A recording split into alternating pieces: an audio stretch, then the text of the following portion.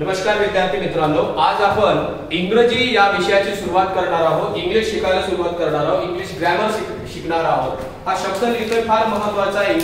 English ही काय आहे तर ही एक भाषा आहे जी शिकणे फार महत्त्वाचं आहे. कारण परीक्षा कोणतीही असो, पोलीस भरती जर सोडली तर सर्व परीक्षेला आपल्याला हा जो विषय आहे इंग्लिश ग्रामरचा विषय जो आहे तो अभ्यासाला आहे. आता हा इंग्रजी विषय शिकताना लक्षात घ्या महत्त्वाचा English. When I said English, let us look at this word. This word is very important. I said this is nothing but language. काय आहे ही? एक भाषा आहे. काय आहे ही?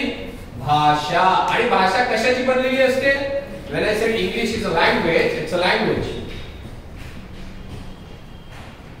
It's a language. ही काय आहे? भाषा आहे. आणि कोणतीही भाषा ती बोलण्यासाठी असेल नाहीतर लिहिण्यासाठी असेल, जी आपल्याला लागते ती बनलेली कशाची असते? तर ती बनलेली असते सेंटेन्सेसची. मी म्हणेन सेंटेन्सेस. मग आता सेंटेन्स किंवा सेंटेन्सेसची बनलेली असते. तर मग हे सेंटेन्सेस कशाचे बनलेले असतात? तर हे बनलेले असतात वर्ड्सचे. कशाचे बनलेले असतात? वर्ड्सचे. आणि मग ज्या वेळेला मी हे वर्ड्स म्हणतो, हे कशाचे बनलेले असतात? तर हे वर्ड्स बनलेले असतात लेटर्सचे. कशाचे? लेटर्स. लेटर्स म्हणजे अक्षर. पत्र नाहीत आपले जे शाळेत लिहितो ते पत्र नव्हे. लेटर्स म्हणजे अक्षर. आणि या अक्षरांचा एक जो ग्रुप असतो त्याला काय म्हणतात? तर त्याला म्हणतात अल्फाबेट. त्याला काय म्हणतात? अल्फाबेट. अल्फाबेट. बघा महत्वाचं आहे जे तुम्हाला सांगतोय ते समजून घ्या. ठीक आहे. बघा मी काय म्हटलं? English it's a language, right? ही काय आहे? भाषा आहे. and every language contains what? Every language contains sentence or sentences. प्रत्येक भाषात तुम्हाला वाक्य दिसतात. आणि every sentence is made of what? It is made of words. कशाचं बनलेलं असतं हे? तर हे शब्दांचं बनलेलं असतं. आणि शब्द कशापासून बनलेले असतात? तर शब्द हे अक्षरांपासून बनलेलं असतं. आणि अक्षरांचा जो समूह असतो त्याला काय म्हणतो? तर त्याला अल्फाबेट म्हणतो. आणि मराठीत त्याला आपण वर्णमाला म्हणतो. काय म्हणतो? वर्णमाला म्हणतो. एवढं लक्षात घ्या, महत्वाचं आहे.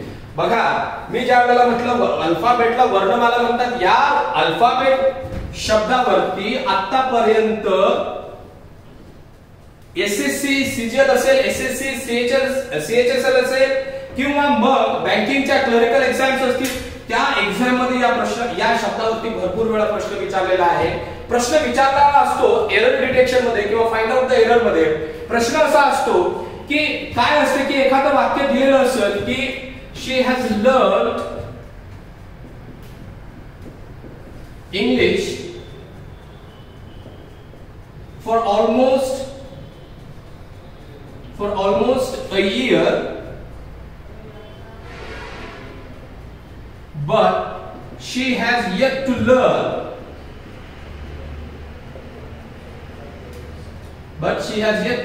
the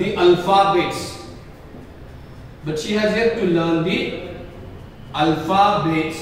अशा प्रकारे एखादं वाक्य दिलेलं असतं आणि या वाक्याला अंडरलाईन केलेलं असतं किंवा याचे पार्ट केलेले असतात. हा पार्ट ए, हा पार्ट बी आणि हा जो पार्ट असेल शेवटचा याला म्हणतात सी. आणि याच्या व्यतिरिक्त एक पार्ट इथं दिलेला असेल तो म्हणजे नो एरर असं लिहिलेलं असेल. No error. आणि याला अंडरलाईन करून याच्या खाली लिहिलेलं असेल पार्ट डी. समजून घ्या, महत्वाचा आहे. प्रश्न असा असतो की find out the part of sentence that contains error. If there is no error, select option D as your answer.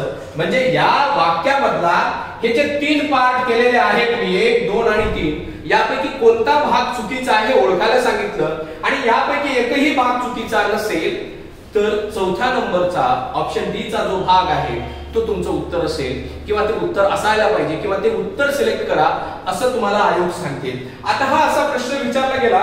असा प्रश्न विचारला गेल्यानंतर बहुतांश विद्यार्थी याचं उत्तर जे आहे ते नो एरर लिहितात किंवा मग यातला ए पार्ट लिहितील किंवा बी पार्ट लिहितील. वास्तविकता एरर कुठे पडलेली आहे? तर वास्तविकता एरर इथं आहे. हा पार्ट सी चुकीचा आहे. तुम्ही म्हणाल हा पार्ट सी चुकीचा का आहे? हे समजून घेणं महत्वाचं आहे. लक्षात घ्या, मी ज्या वेळेला अल्फाबेट म्हणतो, when I say alphabet, what does that mean? It means that a group of letter, म्हणजे एका ए पासून सुरू झालेल्या झेड पर्यंत जे लेटर्स आहेत त्याला आपण अल्फाबेट म्हणतो, म्हणजे वर्णमाला म्हणतो. आपली मराठीतली जी आहे अ आ इ ई टू बीजाक्षर आहे याला सुद्धा इंग्रजीत आपण अल्फाबेट म्हणतो, मराठीत त्याला आपण काय म्हणतो, वर्णमाला म्हणतो. काय म्हणतो, वर्णमाला म्हणतो. डोंट कन्फ्यूज युअरसेल्फ और don't confuse this word alphabet with letters. याला अल्फाबेट या शब्दाला लेटर सोबत हे नाही करायचं, गोंधळ करून निर्माण करून घ्यायचा नाही, कारण लेटर्स ही एक वेगळी कॉन्सेप्ट आहे आणि अल्फाबेट एक वेगळी कॉन्सेप्ट आहे. ठीक आहे. प्रत्येक भाषेत असे अल्फाबेट असतात. ज्या वेळेला एकाच भाषेच्या ग्रुप ऑफ लेटर बद्दल बोललं जातं त्यावेळेला त्याला फक्त अल्फाबेट म्हणतात. म्हणजे ए टू झेड हे जे आपले काही लेटर्स असतील या लेटर्सला आपण काय म्हणतो, तर याला म्हणतो फक्त alphabet. But when I am talking about two different alphabet म्हणजे दोन वेगळ्या वर्णमालांबद्दल जर मला बोलायचं असेल तर at that time I can say that these are the alphabets or there are two alphabets that we can see over here. दोन अल्फाबेट्स आहेत, दोन वर्णमाला इथे आहेत. एक आहे इंग्रजीची आणि एक आहे मराठीची. समजून घ्या, महत्त्वाचं आहे. म्हणजे आपल्याला सुरुवातच बेसिक पासून एबीसीडी येते की नाही, ते एबीसीडी ला जे काय म्हणतो ते आपण काय म्हणतो, अल्फाबेट म्हणतो. म्हणजे हा शब्द सुद्धा तुम्ही व्यवस्थित वाचलेला आहे की नाही ते चेक करतात. माहित आहे की नाही, बहुतांश पोरांना, बहुतांश I won't say that every कोणालाच माहित नसते, पण बहुतांश पोरांना या शब्दाचा डिफरन्स माहित नसतो. ठीक आहे, हे समजून घ्या. कोणी जर म्हटलं किती अल्फाबेट आहेत तर इंग्रजी 26 अल्फाबेट आहे, वी नो दॅट. आणि हे जे अल्फाबेट आहेत, लेट मी त्याला थोडंसं समजून घ्या, महत्त्वाचं आहे जे मी बोलतोय ते. हे जे अल्फाबेट म्हटलेत मी, अल्फाबेट, या अल्फाबेट मध्ये लेटर्स किती आहेत, तर याच्यामध्ये 26 लेटर्स आहेत. किती लेटर्स आहेत, 26 लेटर्स आहेत. आणि याला दोन भागात विभागतो आपण. एक म्हणजे वॉवल्स आणि दुसरा आहे कॉन्सोनंट्स. समजून घ्या, वॉवल्स म्हणजे काय, कॉन्सोनंट्स म्हणजे काय. ज्या वेळेला मी वॉवल्स म्हटलं याच्यामध्ये 5 अक्षर येतात, ए, ई, आय, ओ आणि शेवटचा असेल यू. हे वॉवेल्स आहेत. आणि त्याच्या व्यतिरिक्त जे काही उरतात मग बी सी डी जे काही असेल, एफ जी एच के एल एम एन, हे जे काही आहे ते सर्वच्या सर्व आपले काय असतात, कॉन्सोनंट असतात. याची एक आणखी कॉन्सेप्ट आहे ती म्हणजे सेमी वॉवेलची बहुतांश विद्यार्थ्यांना ती माहित नसते. त्याच्याबद्दल सांगायचं तर डब्ल्यू आणि वाय हे सेमी वॉवेल्स आहे. म्हणजे जगात एकही शब्द असा नाही की ज्याच्यामध्ये वॉवेल नाही. Without vowel you can not form any word. बिना वॉवेल साऊंडचा एकही शब्द तयार केला जाऊ शकत नाही. शब्द कोणताही असो त्याच्यामध्ये वॉवेल असतच असतं. त्यामुळे ही जी कॉन्सेप्ट आहे, because whenever I say that no word can be made without vowel, many student ask me a question. बरेच विद्यार्थ्यांचा प्रश्न असतो, सर आता मी तुम्हाला सांगितलं हे डब्ल्यू आणि वाय जे आहे हे आहेत आपले सेमी वॉवेल्स. काय आहे आपले सेमी वॉवेल्स. याच्यामध्ये येतं डब्ल्यू आणि वाय, लक्षात घ्या. ठीक आहे. आता पोरांना जिथपर्यंत आपल्याला ग्रामर कुठपर्यंत शिकवलं जातं, वॉवेल्स आणि कॉन्सोनंट, याच्या पलीकडे आपण जात नाही. याच्या पलीकडे जाऊन समजून घ्यावं लागतं. बिकॉज व्हेनेवर, आता हे इथंच नाही, हे ऑनलाईन लेक्चर चालू आहे म्हणून मी आतापर्यंत शेकडो बॅचेस घेतल्या. त्यामध्ये मला एक गोष्ट लक्षात आली की व्हेनेवर मी ज्या वेळेला म्हटलं की बाबा या जगात असा एकही शब्द नाही ज्याच्यामध्ये वॉवेल नसतं, बिना वॉवेलचा शब्दच तयार होऊ शकत नाही.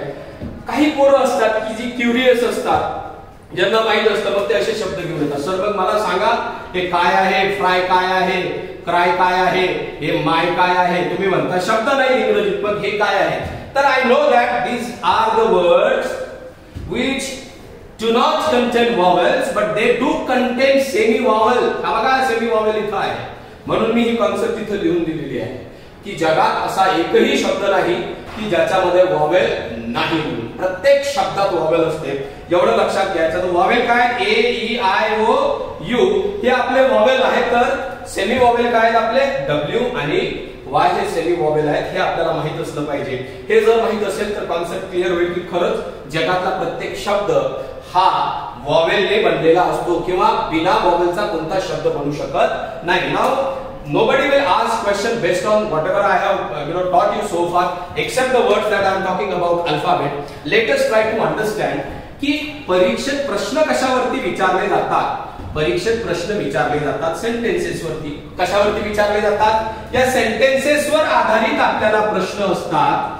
मग या सेंटेन्सेसवर आधारित जर क्वेश्चन्स असतील, आपले प्रश्न या सेंटेन्सेसवर आधारित असतील, तर सर्वात पहिला आपल्याला समजून काय घ्यावं लागेल? तर आपल्याला वर्ड समजून घ्यावे लागतील. आणि वर्ड समजून घ्यायचे असतील तर आपल्याला काय समजून घ्यावे? Letters. We know the letters A B C D आपल्याला माहिती आहे. आपल्याला एबीसीडी माहिती आहे. प्रॉब्लेम चालू होते वर्ड्स पासून.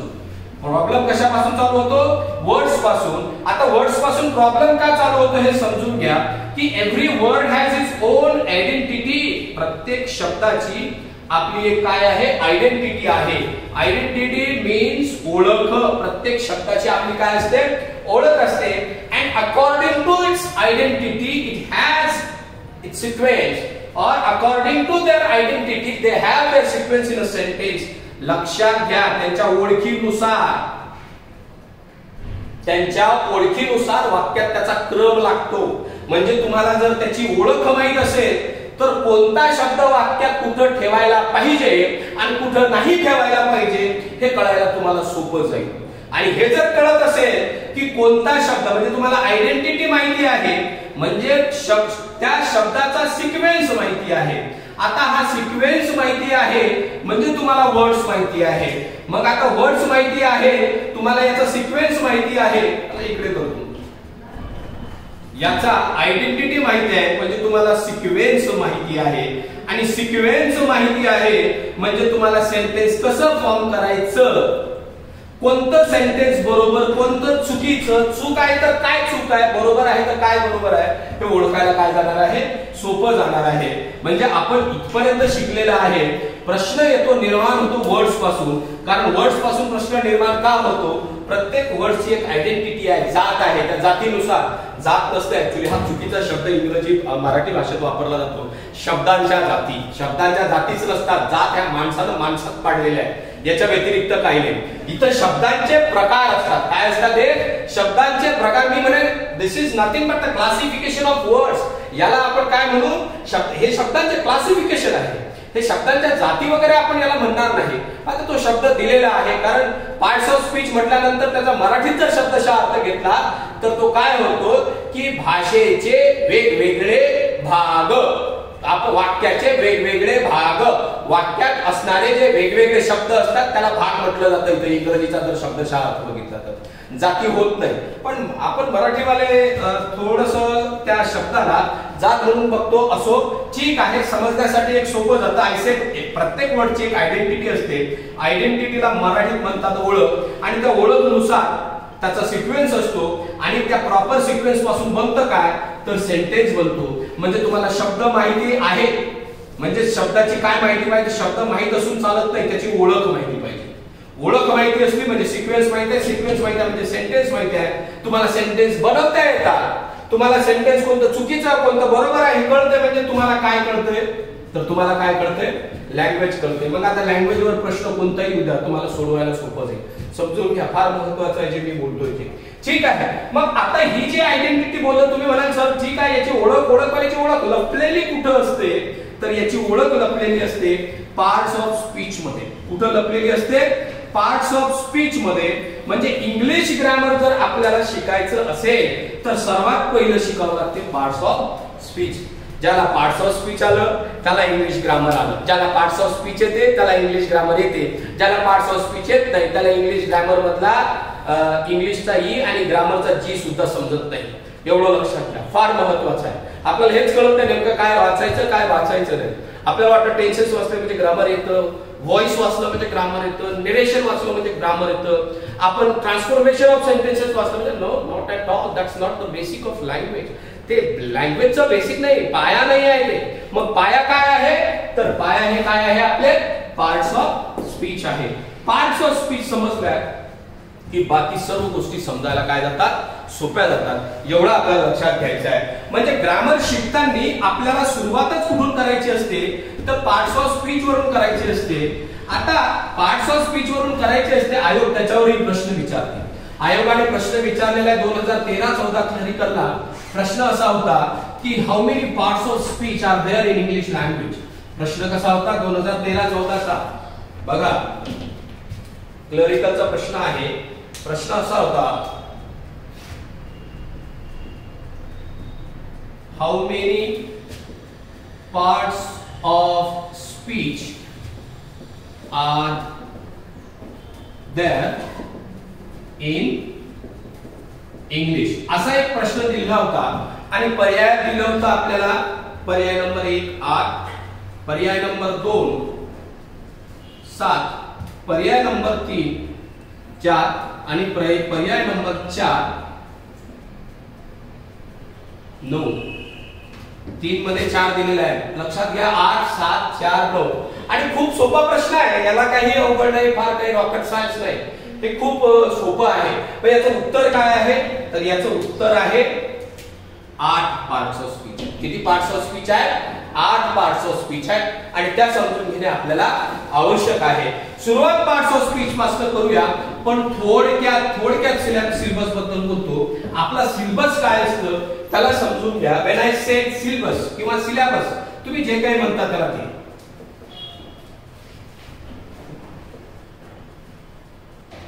सिलेबस. ज्या वेळेला मी सिलेबस म्हणतो किंवा सिलेबस म्हणतो, एक लक्षात घ्या, याला 2 भागात आपण विभागत असतो सिलेबसला. एक असते ग्रामर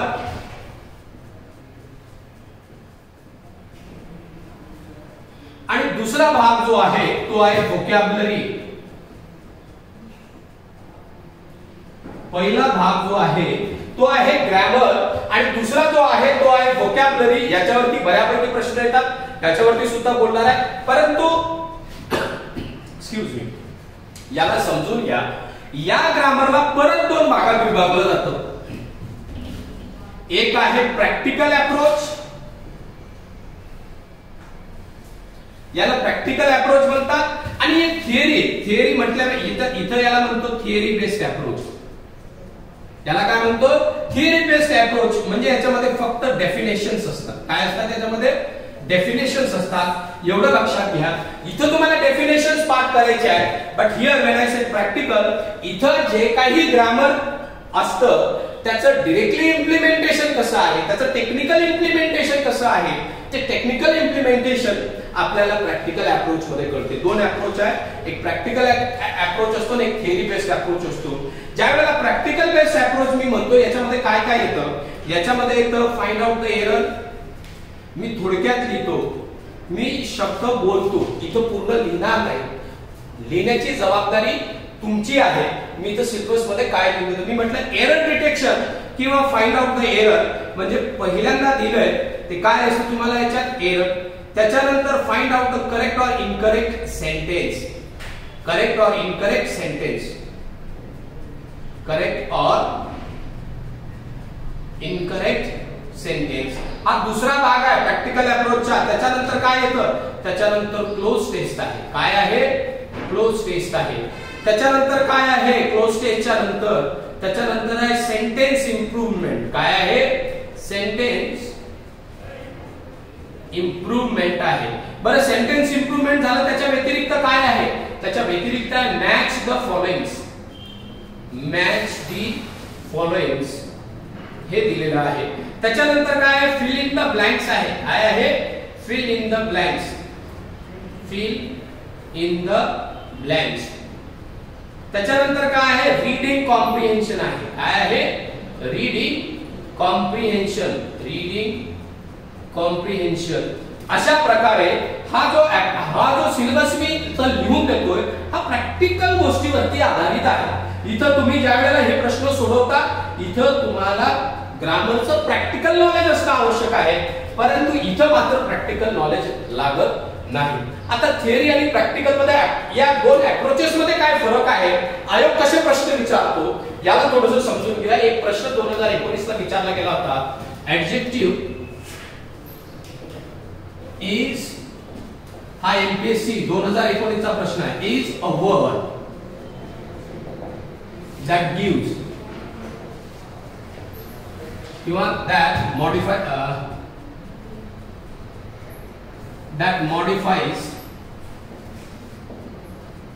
आणि असे त्याच्या पुढे डॉट डॉट दिले होते आणि मग याच्यानंतर याला दिलेला आहे ऑप्शन ऑप्शन इथं पण डिरेक्टली त्यांनी आन्सर ऑप्शन दिले नाही. इथं काय केलं त्यांनी केलं, ए मध्ये ऍडजेक्टिव्ह,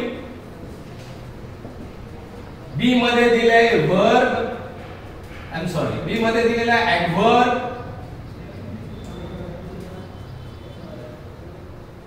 हा वर्ड ऍडव्हर्ब होता, आय एम सॉरी ऍडव्हर्ब, ठीक आहे, adverb is a word. Adjective adverb C मध्ये होतं प्रोनाउन आणि डी मध्ये दिलं होतं वर्ब. आता हे 4 ऑप्शन असे दिले आणि याच्या खाली आन्सर ऑप्शन दिले होते त्यांनी असे, इकडे आन्सर ऑप्शन्स दिले होते त्यांनी आन्सर ऑप्शन्स, आणि काय म्हटलं, only A and B correct, ठीक आहे. दुसरं होतं only B and D correct.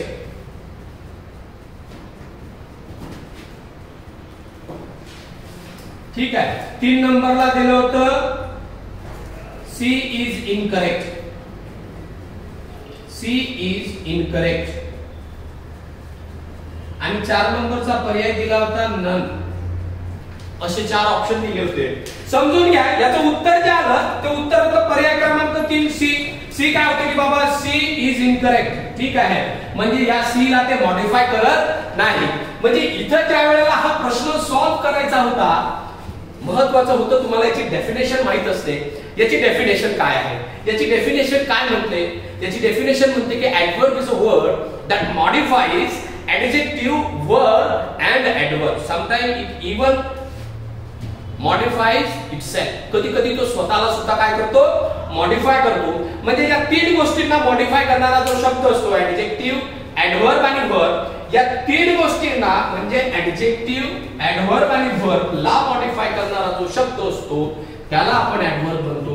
Definition part असते तर लगेच लक्षात आलं, हो याला तर मॉडिफाय करतं, यालाही करतं, यालाही करतं, याला करत नाही. मग बघूया मला इनकरेक्ट कुठे आहे. पर्याय क्रमांक 3, that's your answer. That's how simple it is. Now the question जो त्यांनी प्रश्न विचारला, this question is based on a theoretical approach, not on a practical approach.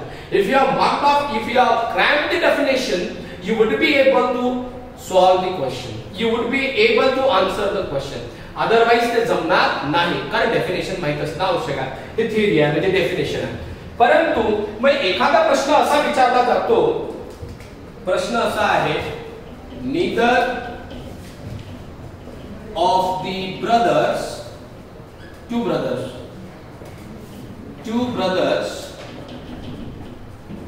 blank is a cricketer, किंवा neither of the two brothers blank car. इथं दिलेला आहे has, दुसरं दिलेलं आहे have, तिसरं दिलेलं आहे both, आणि चौथं दिलेलं आहे none. आता लक्षात घ्या, इथं काय प्रॉब्लेम आहे, इथं काय आपल्याला माहित असायला हवं. हा प्रॅक्टिकल बेस्ड क्वेश्चन यांनी इथं विचारलेला आहे. इथं आपल्याला त्यांना माहित करून घ्यायचं असते, यांनी प्रॅक्टिकल जे काही ऍप्लिकेशन्स आहेत ग्रामरचे ते वाचलेले की नाही. मग इथं दिसते की ब्रदर्स, मग इथं आपल्याला लक्षात येतं, अरे हे प्लुरल नाउन आहे, हे अनेक वचनी आहे, मग याच्यानंतर अनेक वचनी वर्ब पाहिजे. म्हणून most of the student answer काय देतील, तर हॅव देतील, कारण इथं काय आहे, प्लुरल आलेलं आहे. मग most of the students have देतात आणि त्याचा प्रश्न चुकतो, आणि त्यांचा प्रश्न काय होतो, चुकतो. आता हा चुकला का, काही त्याने प्रॅक्टिकल जे काही ग्रामर वाचायला पाहिजे होतं, जे काही प्रॅक्टिकल मेकॅनिझम त्यांनी बघायला पाहिजे ते बघितलं नाही म्हणून त्याला आलं नाही. काय बघितलं नाही त्यांनी, नीदर हा शब्दच बघितला नाही ग्रामरचा, की हा फंक्शन कसा करतो. हा फंक्शन कसा करतो, जिथं कुठं दिसला त्याच्यानंतर वर्ब आला तर हा सिंग्युलरच असतो. नीदर, इदर, या ईच असेल, एव्हरी असेल, नीदर असेल, इदर असेल, याच्यानंतर येणारा वर्ब हा सिंग्युलर असतो. सूर्य इकडून उगो नाहीतर तिकडून उगो, त्याच्यानंतर येणारा वर्ब हा सिंग्युलरच पाहिजे. मग हा जर साधा सोपी गोष्ट तुम्हाला माहित असेल तर तुम्ही उत्तर हॅज केलं असतं. आणि काही क्वचित काही विद्यार्थी असतात की ज्यांनी हे वाचलेलं असतं ते मात्र हॅज करतात. बघा, समजून घ्या, ज्याने वाचलं नाही तो हॅव करेल, पण ज्याने वाचलंय त्याने तो आन्सर काय करणार आहे, तर तो हॅज हे आन्सर देणार आहे. आणि ज्या क्षणाला तो हॅज हे करतो त्याला 1 मार्क भेटून जातो. याचा 0.25 1/4, ठीक आहे, जे काय असेल किंवा मग ज्याचे 0.25% मार्क जे आहेत ते निगेटिव्ह मध्ये, हा मायनस मध्ये जाते, हा प्लस मध्ये गेला, एवढं समजून घ्या. म्हणजे मिळवलेल्यापैकी हा एक पाव गमावून बसतो, हा मिळवलेल्यापैकी काय गमावून बसतो, एक पाव मार्क इथं गमावून बसतो, एवढं लक्षात घ्यायचं आहे. हे अप्रोचेस आहे, इथं फक्त डेफिनेशन्स आहेत, इथं मात्र ग्रामरचं जे काही प्रॅक्टिकल गोष्टी आहेत, प्रॅक्टिकल ऍप्लिकेशन्स आहेत ते आपल्याला अभ्यासायचे असतात. आता राहिला आता थिअरी, इथं काय सांगितलं, इथं ऑलरेडी सांगितलेलं आहे, डेफिनेशन्स आपल्याला लक्षात ठेवायचं असतं, त्याच्यावरती मी येणार आहे. उरला आपला व्होकॅब्युलरीचा प्रश्न. या व्होकॅब्युलरी वरती काय प्रश्न विचारले जातात किंवा व्होकॅब्युलरी मध्ये येतं काय ते सुद्धा बघणार आहोत आपण.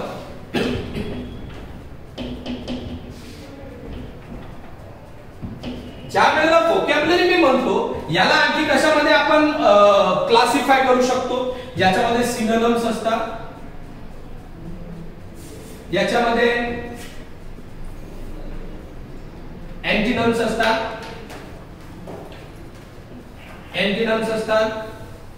याच्यामध्ये होमोनॉम्स असतात, याच्यामध्ये होमोग्राफ असतात, होमोफोन असतात. लक्षात घ्या, हे हा झाला व्होकॅब्युलरीचा पार्ट. एवढाच नाही, याच्यामध्येच आपण आणखी दोन गोष्टी मोडतो. एक म्हणजे इडियम्स अँड फ्रेजेस, आणि दुसरा आणखी एक भाग आहे इथं, तो म्हणजे प्रोव्हर्ब्स. हा सुद्धा याच्यातच भाग मोडतो. त्याचबरोबर आणखी एक भाग याच्यामध्ये आपण कन्सिडर करत असतो, तो म्हणजे फ्रेझल व्हर्बचा. फ्रेझल वर्ब्स हा जो पोर्शन आहे, हा एक व्होकॅब्युलरीचा. समजून घ्या, मी ज्या वेळेला सिलेबस कुठलं सरळ सिलेबस लिहून दिला नाही किंवा सिलेबस लिहून दिलेला नाही आहे, याचं क्लासिफिकेशन काय असते हे मी तुम्हाला सुरुवातीला सांगितलेलं आहे. याला किती प्रकारात डिवाइड केले जाते, याच्यावरती काय काय क्वेश्चन्स विचारले जाऊ शकतात किंवा कसे विचारले जाऊ शकतात. व्होकॅब्युलरी वरती प्रश्न विचारण्याचं प्रमाण का वाढलंय, कारण त्याच्यामध्ये एवढे सारे घटक येतात, जवळपास 7-8 घटक त्याच्यामध्ये येतात.